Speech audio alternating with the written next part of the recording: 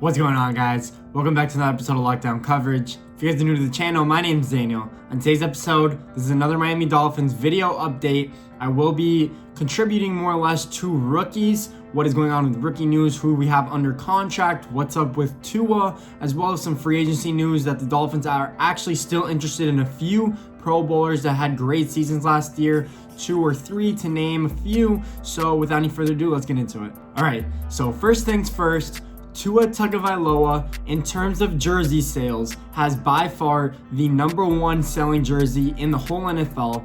When you actually think of it, the list is of players that are on new teams that are or rookies. So Joe Burrow's on that list, Justin Herbert as well, and of course Tom Brady and Rob Gronkowski, 2 Bucs Hall of Famers that went from the Patriots to Tampa Bay. But the surprising thing about Tua is that he's #1 and #2. The aqua Miami Dolphins jersey is #1, and the white Miami Dolphins jersey is #2, that both say Tagovailoa on the back. So Tua is #1 and 2 in jersey sales just from jersey color. I'm assuming people are so in need of the Tua jersey that they just went from that green aqua to the white color. That's why they're both in high demand.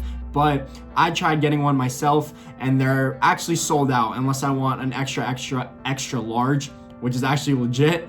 But it's actually amazing that there's so much hype around Tua. I think this is probably the most hyped player that the Dolphins have had since Dan Marino. Obviously, since Dan Marino was really good because he didn't have this much hype coming out because he was a late first-round pick.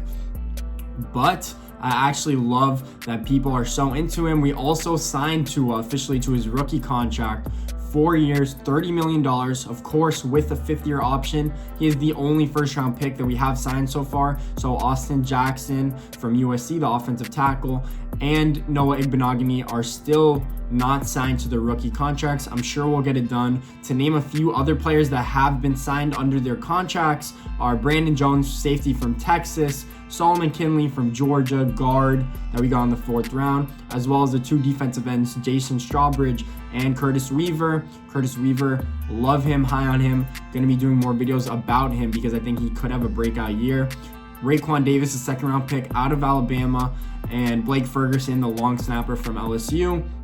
So in terms of rookie news and Tua news, those are the few things that I have that I could break down for you guys. I want to move on to free agent stuff. So there has been some speculation over the past few days if we're actually interested in free agent cornerback Logan Ryan from the Tennessee Titans. If you look at his stats from last year, they're actually ridiculous. He had like 4 interceptions, 4 forced fumbles, 4 sacks, like 118 tackles. I've never seen that for a cornerback. If we are interested in him, it said that it was us against the Jets basically for his price tag. I don't know how much he's currently demanding. He said when free agency first started that he wants $10 million. But before I really get into that, I want to say, what's the scheme fit? Does he really fit our defense? First off, he is a former New England Patriots and he was coached under Brian Flores. So I'm assuming he does fit our scheme fit. Is he a boundary corner? Is he a slot corner? I think he's a slot corner based off Xavier and Byron Jones. I think they're both boundary corners. I feel like they're both interchangeable as well. They could play slot if you need them to, or shadow a wide receiver. I don't know who would shadow. I do think that it would be a good fit, I'm assuming. It doesn't hurt to have too many corners, but at this point, you drafted a 1st-round corner in Noah Igbenogany. Yes, he is raw. Yes, he only has 2 years that he started at Auburn, but I still think that this is the year that you want him to develop, especially if Tua doesn't play for most of the year and you have 2 good corners surrounding him. You want him to get playing time in. You don't want him to sit on the bench and have a veteran 29-year-old Logan Ryan there, especially taking up so much cap. So based on how much cap we will have after signing all these rookies, it's estimated that we'll have only about 20 mils left out of the 90 that we started with, or maybe 30. Even 30 is a lot. Right now it's projected that we have 30 with a few remaining rookies that we haven't signed yet. I don't think it's worth it. If you ask me, I don't think that Logan Ryan should be signed to the Dolphins. At this point, we have too many players in the secondary that we have to worry about. It seems to me like Bobby McCain is going to stay at safety, so he could also play that nickel role at corner if, let's say, Noah Igbenogany is struggling. So I don't think Logan Ryan is a good fit for the Dolphins right now, but I like the attempt to maybe get him, maybe make the Jets pay more for him in free agency, even if they're signing him to a 1-year deal, but I like the idea. The other player in free agency that I see that we're interested in that I really would love to have is Larry Walford, guard from the New Orleans Saints. I think he's a great player. He's made 3 Pro Bowls since signing with them. He's an all-pro left guard or right guard. I think he can play both, but he can play whatever we need him to play, put it that way. We got rookies. I don't know if Michael Dieter or Solomon Kinley. I know Eric Flowers is probably going to be the right guard or left guard, but we'll see what happens there. If we do sign Larry Walford, I saw that he was demanding $7 million, which was the same type of deal he had with the Saints before they cut him, and I think he's worth that price tag. He's 28 years old. You could legit sign him to a 4-year deal, and he will be really good. He'll be a Pro Bowl type caliber guard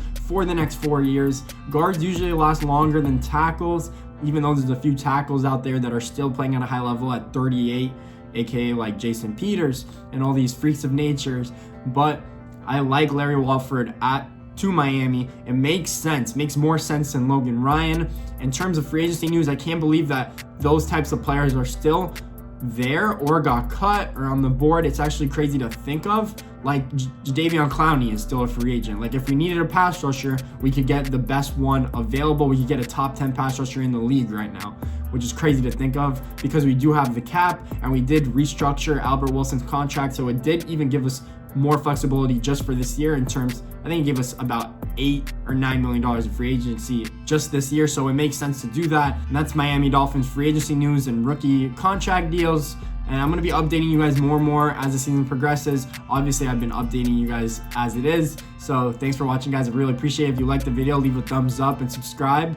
More videos to come.